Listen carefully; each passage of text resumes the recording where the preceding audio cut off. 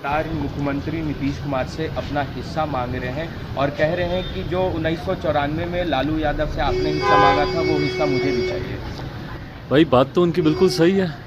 मुख्यमंत्री जी अपना हिस्सा तो लेते ही रहे हैं, ना सिर्फ उन्होंने लिया है, उन्होंने छीनने तक का काम किया है। जो उनका हिस्सा नहीं भी बनता था उस भी हिस्से को छीनकर मुख्यमंत्री जी ने किस तरीके से अपनी कुर्सी को बचाकर रखें, ये प्रयास उन्होंने कभी नहीं छोड़ा। जॉर्ज साहब के साथ की बात हो, दिग्विजय बाबू के साथ उनका जिस तरीके से बर्ताव हो, या for that matter even Sharad Yadav ji, उनकी पार्टी के राष्ट्रीय अध्यक्ष थे, किस तरीके से उनको रातों रात राष्ट्रीय अध्यक्ष के पद से हटाकर ये स्वयं राष्ट्रीय अध्यक्ष बने, इस बात को कोई भूल नहीं सकता।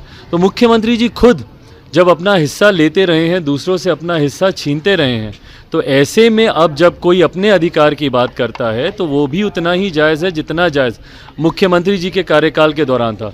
बट बहरहाल चिंता इससे इस बात की उठती है कि जब एक दूसरे के हिस्से की रशाकशी में उन्हीं के पार्टी के नेता और वो स्वयं मुख्यमंत्री जी लगे हुए हैं, ऐसे में बिहारियों के हिस्से का क्या।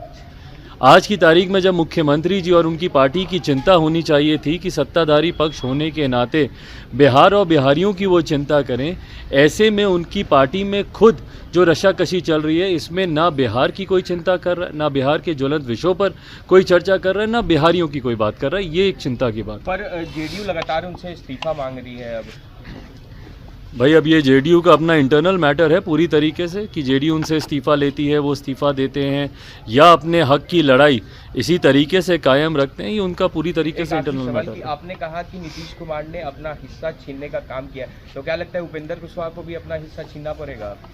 भाई मुख्यमंत्री की पार्टी में अब लोकतंत्र नाम की तो कोई चीज़ बची नहीं है। बहरहाल उनकी पार्टी ही नहीं बची भाई।